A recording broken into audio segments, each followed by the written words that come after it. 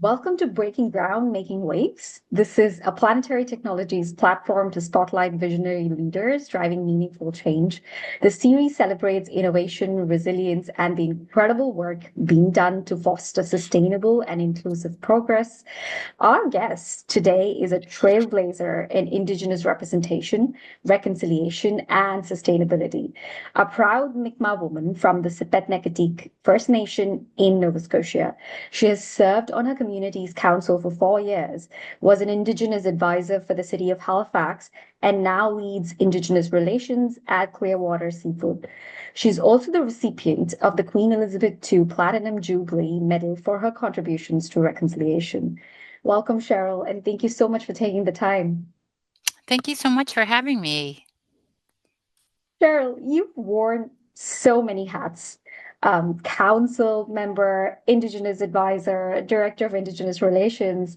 If you had to describe your journey and what you do to a 5-year-old, how would you put it?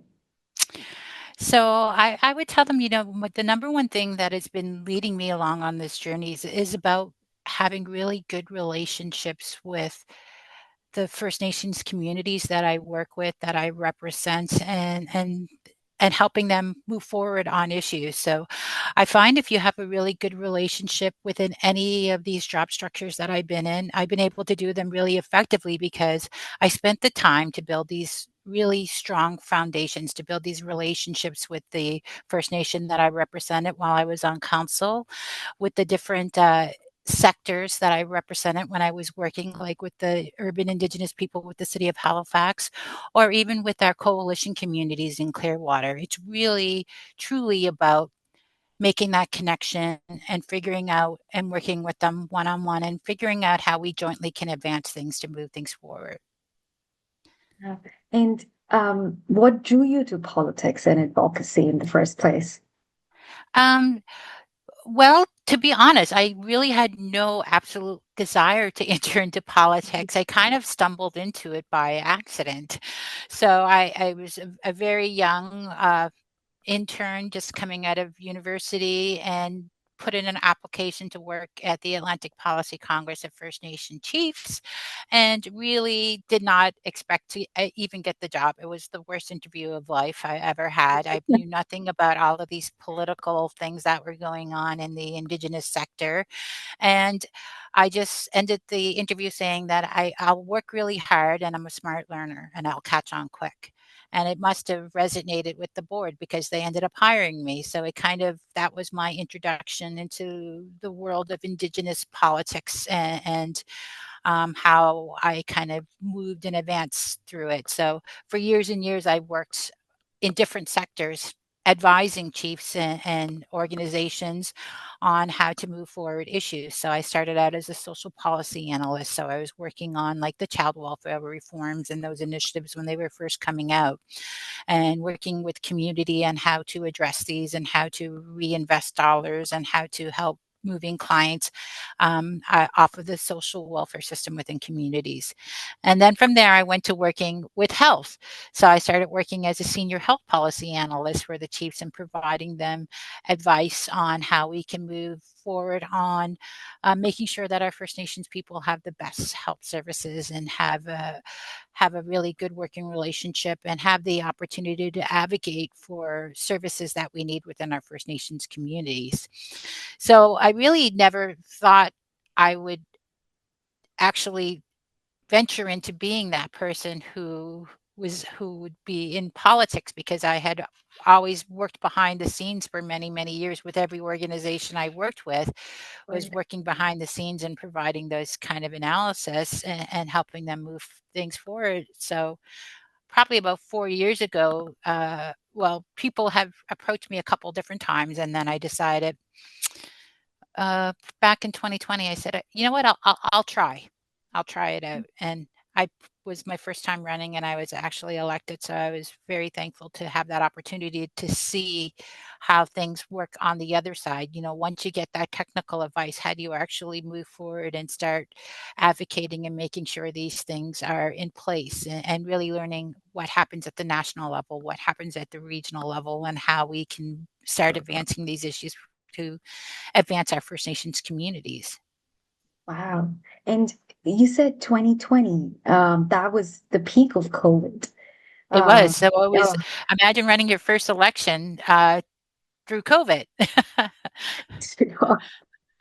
and So you won, and oh it was wow. very, yeah, it was a lot of doing handshakings and talking via mask and giving out hand sanitizers and mask and that when you're knocking on doors to talk to people. So it was a very different learning experience than most politicians have when actually going out and meeting with their constituents. So it Yeah, was an interesting challenge, and a lot of it was done via social media and doing online meetings, but still working in First Nations communities. A lot of it is still old school. They still like to see you knocking on the doors and coming and having the chat and tea with them.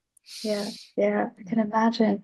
And so Yeah. what was your most memorable experience from then, being a council member, and of course at the peak of like one of the most I think like the craziest time the world has seen. What was your experience? And, if there's anything particular that you discovered or learned from that experience, and if you'd like to share. Yeah, I think one of the things that I really had to learn and figure out is that it took a team, a collective team, to deal with a lot of these issues. Like it wasn't just one department working on it to make sure that our communities were safe. It wasn't just the health teams that was working on it. It was the council had to be seated at the tables. Our civic events.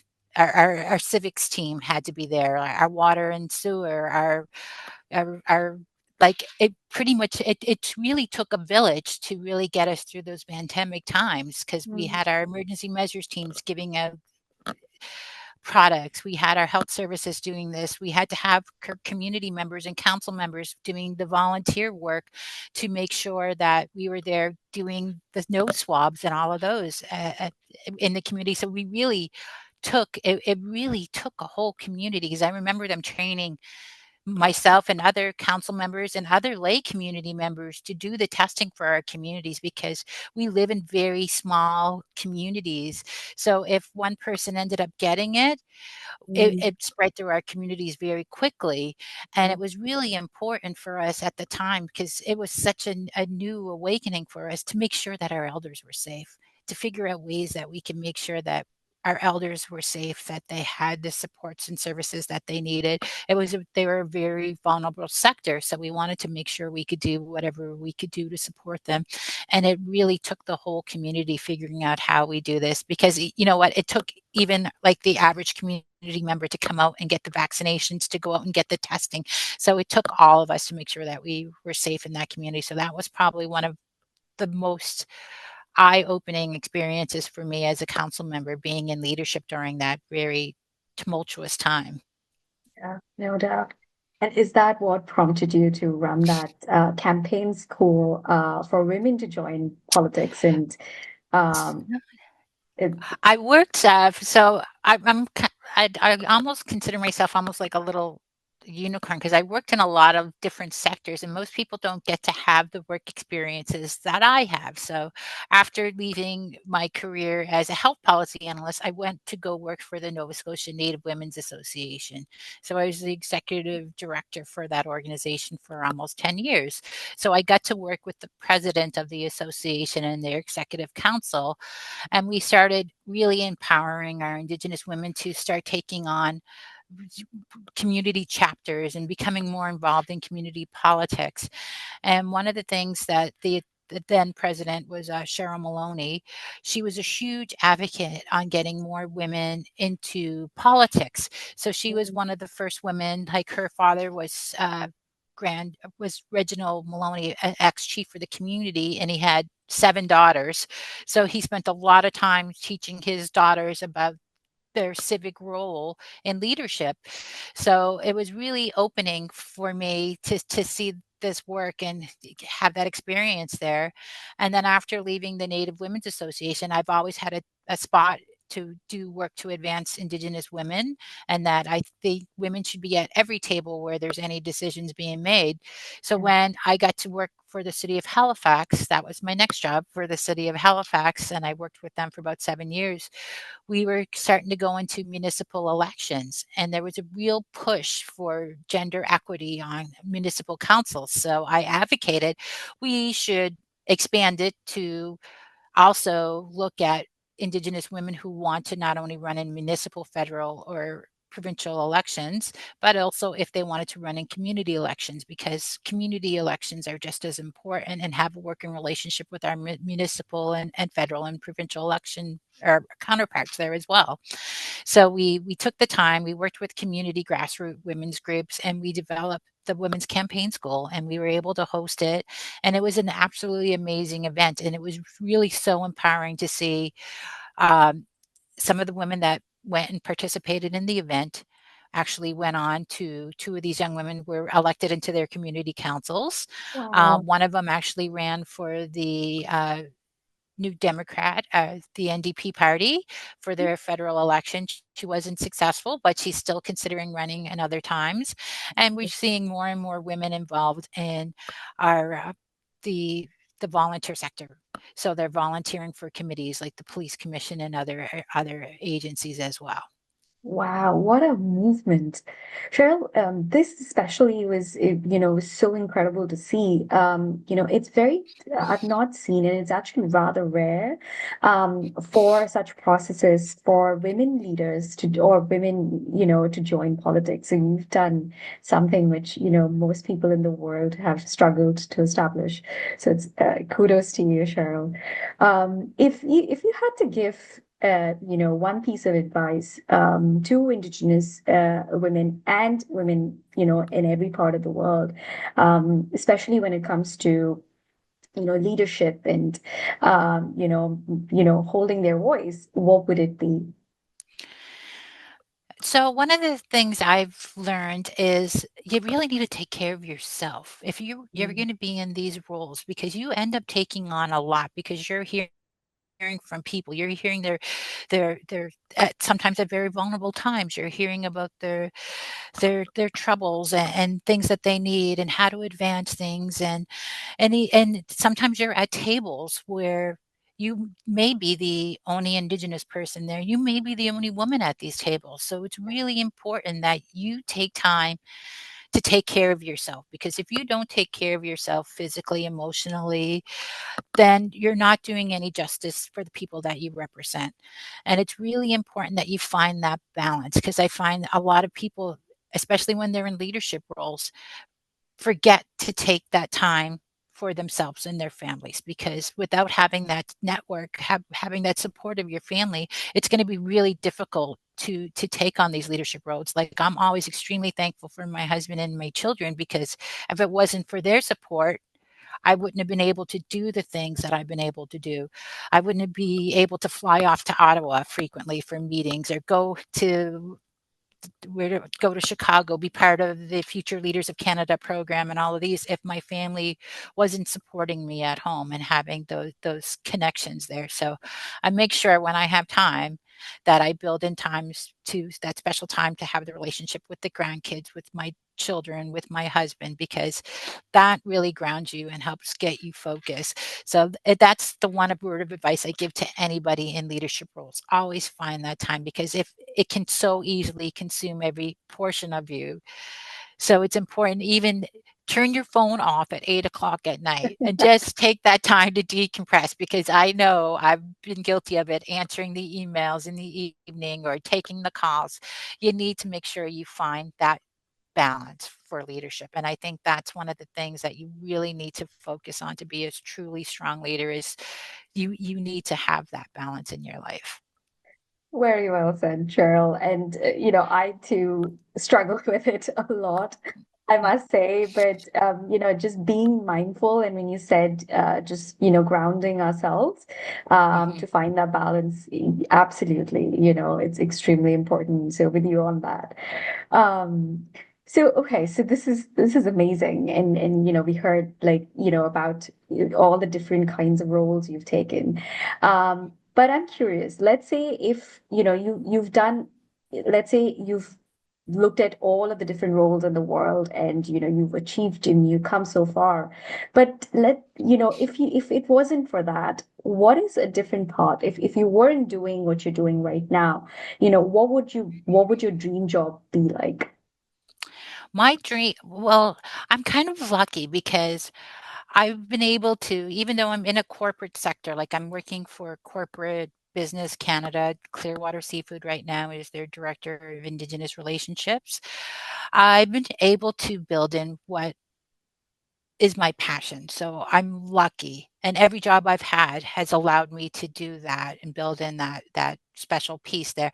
My number one thing, if I can do fully every day, would be to be a knowledge sharer, to provide opportunities to educate other people on Indigenous history, on Indigenous culture and protocols, and really doing those pieces. Because I always find the best way to build relationships with Indigenous people and communities is to understand them. I said there's so many misconceptions out there, so many myths about Indigenous people and our history.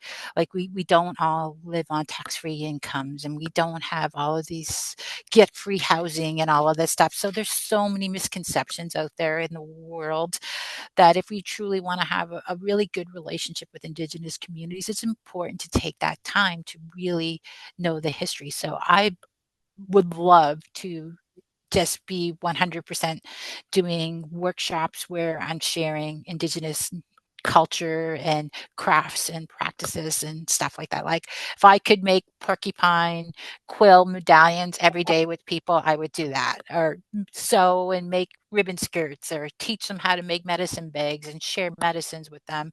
Uh, Teach them how to cook loose skin again and things like that. That would be my ideal career. And it still may be my retirement career.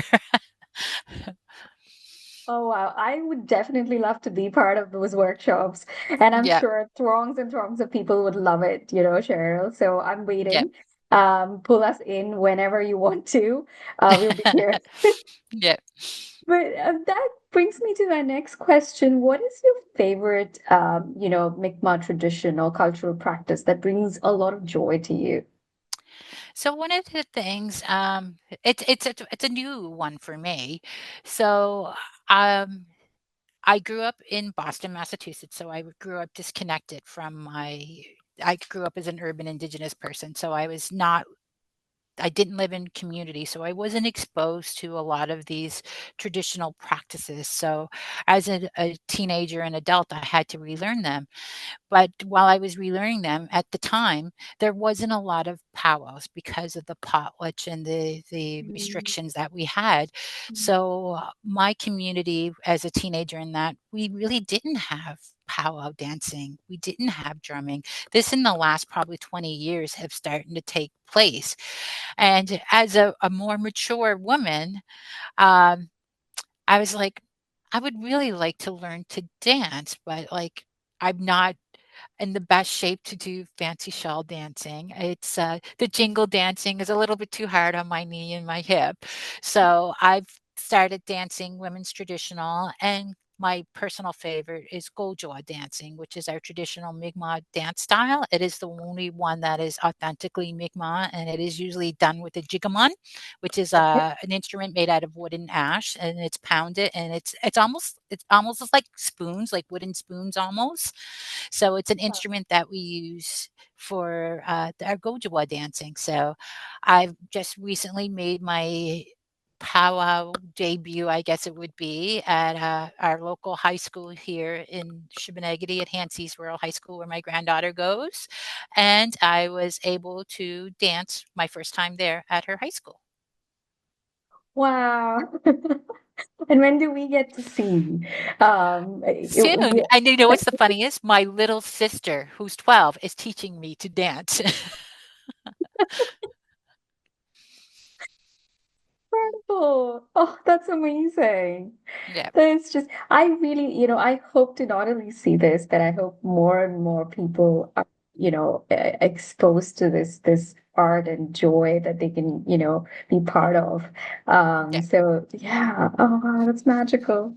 Yeah. I mean, I don't have the fanciest regalia, but it's mine. It reflects my story, and I'm starting to build on it. And when the dancers are so great, so they're always giving me tips and techniques and telling me, "Oh, you should add this, or we can work on this together and help you get this created and stuff." So it's a really wonderful, like, extra little bonus family that I have now with the powwow dancing. Wow. And speaking of knowledge and traditional knowledge, and especially because you are currently in the corporate sector, and that works also on sustainable seafood practices. Similar, we at Planetary we're working on ocean-based carbon removal, sustainability. What do you think are the biggest opportunities for Indigenous leadership in shaping the future of ocean sustainability? Yeah. I think one of the things that is really important is the involvement of more Indigenous Mm. people, creating more awareness and understanding about the sustainability sector and our Mi'kmaq people. And I think there's a lot of traditional knowledge that could be weaved in through all of the work that we're doing within Clearwater and within Planetary as well around the sustainability sector. We have a concept called Link, which is we take what we need and we give back to what we need. So that's one of our traditional concepts that really, to me, speaks sustainability. So if we talk to some of our traditional knowledge holders, there's all kinds of traditional practices that our people have done that build around sustainability. And I think there are so many organizations, tribal organizations working on it and finding opportunities to partner and figuring out how we can collaborate and work together. I think is going to be really important in making sure that we have a collective approach towards sustainability. Because I always say, like, I look at the work that the Confederacy of Mainland Mi'kmaq is doing with their Link program, and I'm learning stuff from them, and I'm figuring out how we can do mutual learnings. So one of the things that I'm really focusing on this year with my work with Clearwater is figuring out these mutual learnings between the different tribal organizations and communities about their sustainability Link work and how we can weave that into our environmental sustainable governance plans here within the organization.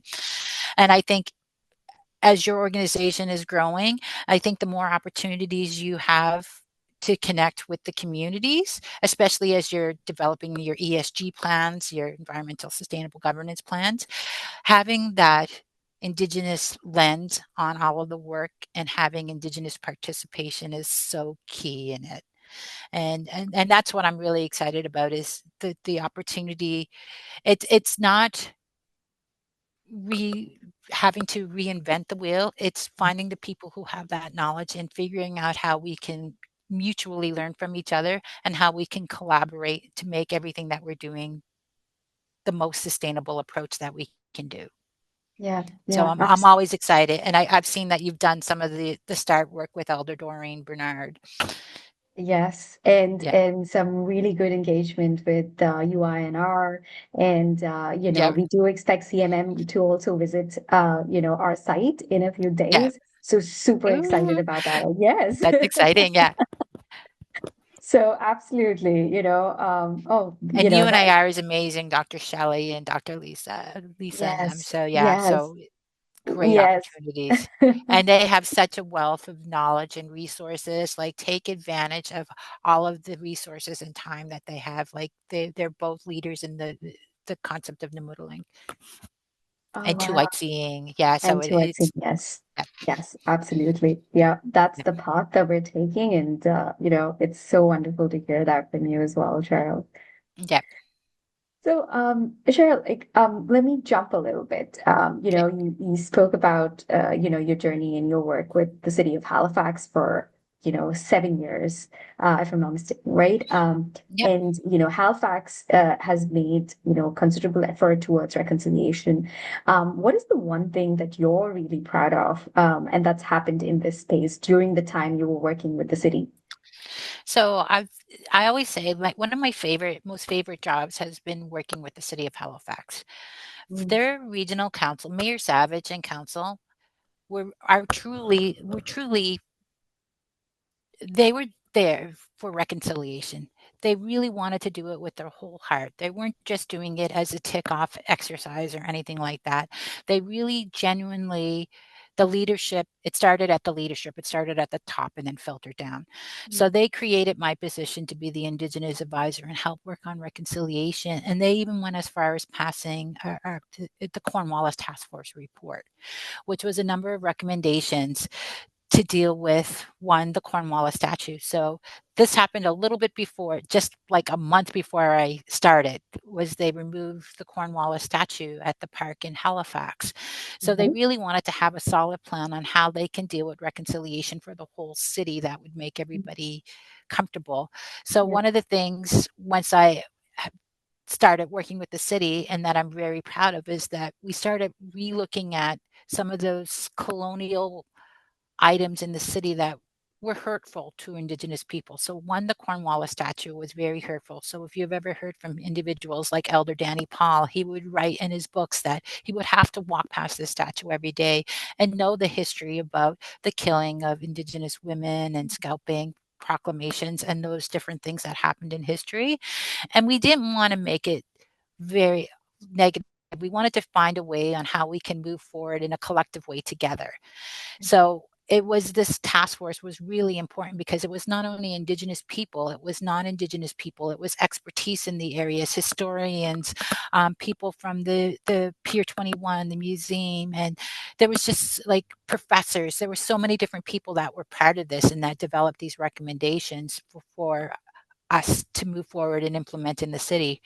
So we renamed Cornwallis Park to reflect our treaties here in this territory. So Cornwallis Park is now Peace and Friendship Park, which is a staple on how we want to do things in the city of Halifax. We want to have a peaceful and respectful approach when working with our Indigenous population, even with all populations within the Yeah. city, all diverse populations. And it was really important that we remove the name from Cornwallis from the street because our Mi'kmaq Friendship Center was right on the corner of Yeah. Cornwallis Street at the time. So it was one of the most exciting things was to actually do this name survey. So we had thousands of names being submitted because I really thought we were not going to get many names when we put this call out, but we had like 3,000 name submissions come in. And the majority of them were all kind of Indigenous names, but there was a few names that really stood out. And it ended up being the name that was selected by regional council was Nora Bernard, who was the person from the Um, Atlantic region here, who's a Mi'kmaq woman who yeah. actually started the whole survivors movement. She had with her daughters at the table, she would have survivors from residential school come and sitting at her tables, and she started the first class action suit. So she was the person, the Mi'kmaq person who started this movement nationally. So it was important for us to recognize the work. And if you have a chance, I don't know if you had a chance yet, you can watch her daughters, like the granddaughters and the stories about them. So it's just really wonderful to see those opportunities, like the city really embrace, participate, and be part of the process.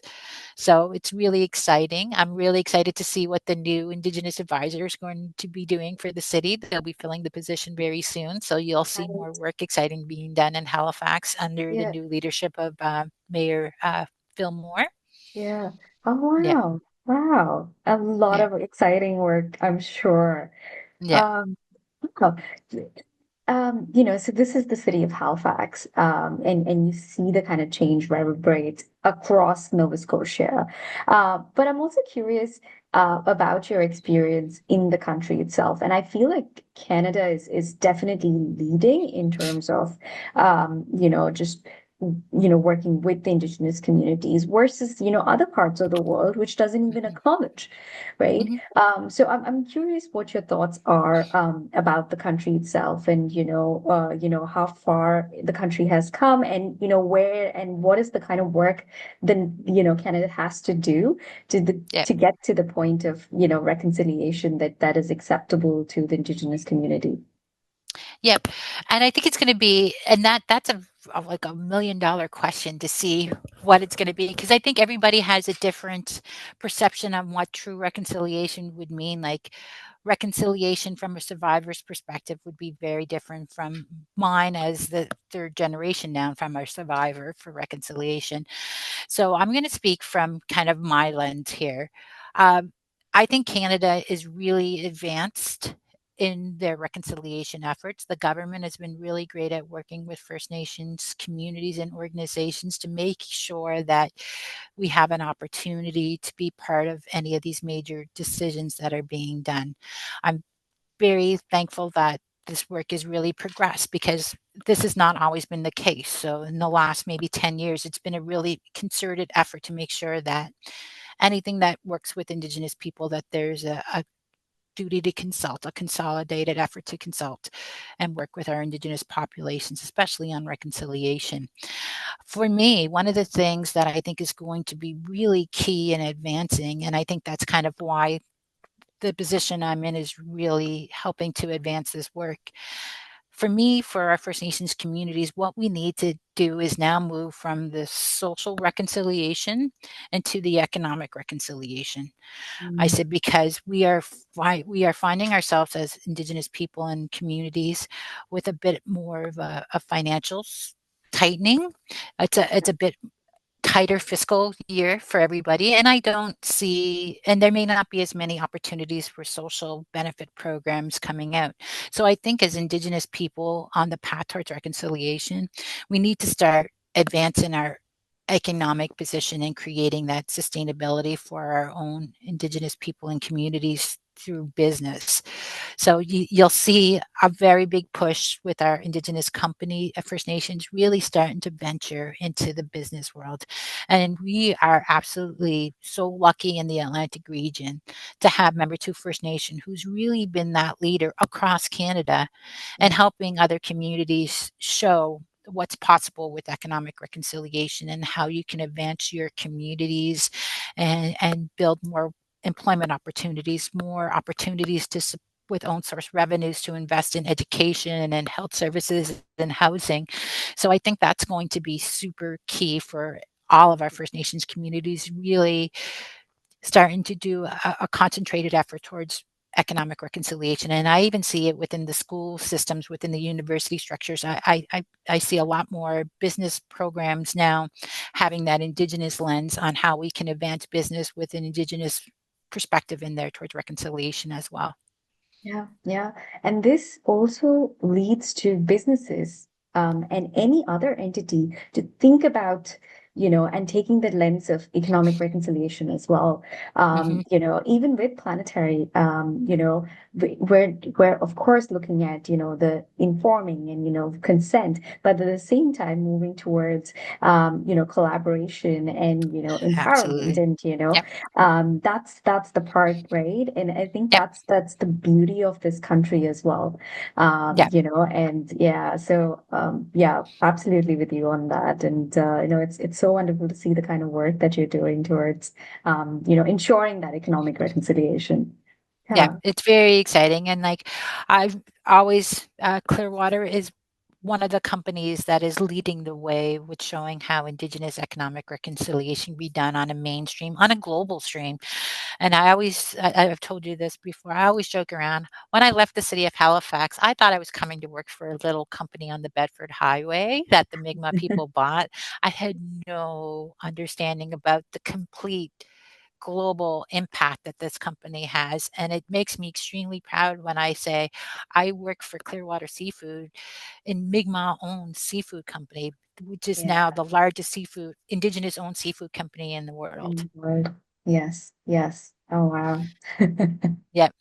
And, So exciting. yes, absolutely. And honestly, if I may say so, I hope as soon as possible, there would be an Indigenous-led company in carbon removal and the MCDR space as well. And Yep. that's, yeah, that's the hope and the vision. I hope so, yeah. Yep. I see the move towards energy and sustainability and all of these different sectors on the Yeah, horizon. It yeah, is a new world out there with the Indigenous communities as they're moving forward and really thinking about green energy and how they can really have a green footprint in their yes. footprint as they're moving towards sustainability. So it's very exciting. It's an exciting time, no doubt. Yeah. So moving away from work a little bit, maybe I'll ask you questions on, and let's do a little rapid fire, like quick lightning round. What's Okay. your favorite place in nature? In nature, Yeah. oh, it's on the beach, relaxing away from computers and work. Any particular beach? I'm an Atlantic girl. I like what's it? Old Orchard Beach in Maine. OOB. Oh, wow. Okay.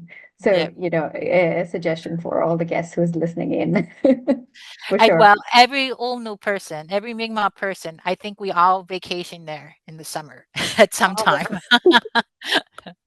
If you can't find us in the community, that's probably where we're at in August. wow. You'll find us all there, Cheryl. Yeah.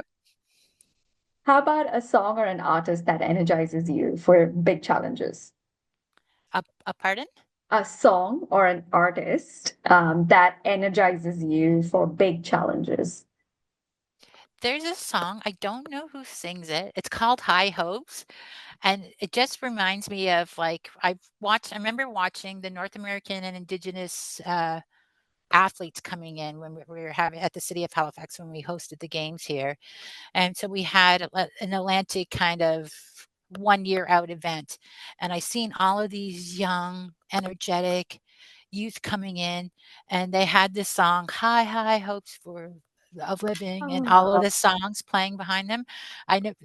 If I put it in my phone, it'll come up with the artist, but that kind of just pumps me up, and I'll be like, yeah, because we all have these high hopes for the future, and yeah, it's great to see like that energy and stuff behind it, and it was so exciting to see the youth and just have opportunities that they haven't had before to come and experience things like the North American Indigenous Games here in Halifax. So that's my right. pump song, High High Hopes. And if you could have one superpower, I usually ask my guests about environmental superpower, but for you, you can choose either an environmental superpower or just superpower to protect the planet, or just, what would it be and why?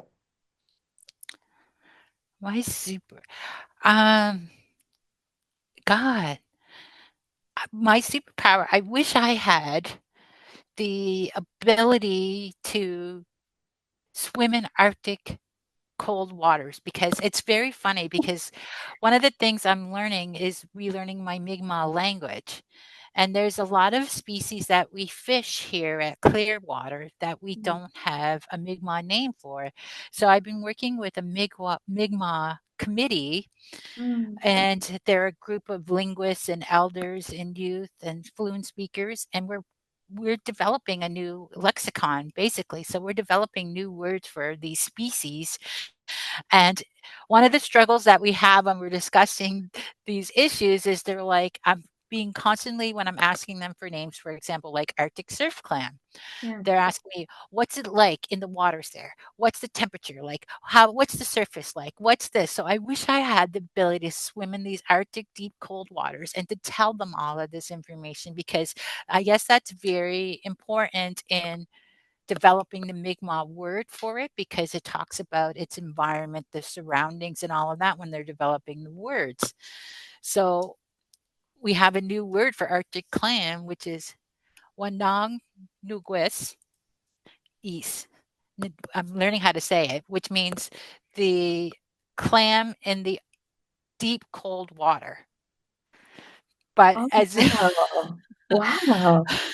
but So, it's quite an interesting challenge on developing these yes. words. Like I wish I could be a fluent. I wish I could pick up languages very quickly too. That would be the other superpower I had. Just swim in cold, cold water and see these environments that these species come from. And the other one would be to pick up the Mi'kmaq language fluently very quickly, because it is a challenge to relearn a language as an adult. Like, I'm glad we're doing so many things with young children now, but Yes. we need to do some serious language restoration, and efforts need to be made to make sure that we don't lose the Mi'kmaq language. So I'm just trying to do my Yes. part. I'm trying to do my part. So we're developing new words for species that we don't currently have. Wow, that's amazing. But I'm curious, you mentioned learning a new language. Do you see youth and children eager to learn, or do you see that as a challenge in itself? Well, we are very lucky here in Nova Scotia because our province is very unique. We only have one tribe here in Nova Scotia, which is the Mi'kmaq Nation, and we all speak the Smith Francis orthography. So we Hmm. all have the same spelling, the same pronunciations that we use in the Mi'kmaq language. And on October 1st, 2 years ago, Mi'kmaq was made the official first language of Nova Scotia. So there are efforts within the school system to Yeah. get Mi'kmaq language for every child to learn here in the province.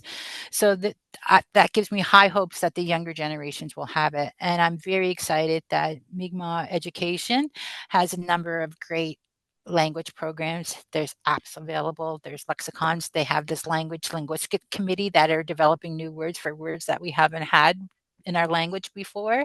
Yeah. And we're also developing books and apps and stories and videos in the language. So it's very exciting. So I have high hopes that we'll have more people speaking the language very soon. Oh, And I always say, if we can learn, Nova Scotians, if we can learn, anybody, if we can learn to say "ola" in languages when we go down south, we can learn a few Mi'kmaq words like "we," okay. "waliexikbuk," "namultis," "walalan." Just simple, basic words, even to show the first people of this territory that we respect you and that we took that time to learn your language, to greet you Yes. in your language. Yes, absolutely. Oh, that's beautiful. And I think for me, having, just speaking to you, just it's not only just so much joy that I see, but it's just this power of all of like from Indigenous communities, non-Indigenous community members, government to corporates all coming together to make this a reality. And it's such a Mhm. beautiful thing to see in today's world. So thank you so much. Yeah. It really is exciting to see because collectively it's going to take all of us to advance a lot of these issues. So the more opportunities we can find to find these collaborations, the better. Yes, absolutely. And with that, thank you so much, Cheryl. I really appreciate it. All the knowledge that you've shared, your experience. It's been absolutely wonderful. Thank you so much for joining. And to our audience, thank you for joining us. Stay tuned for our next episode. Until next time, keep breaking ground and making waves.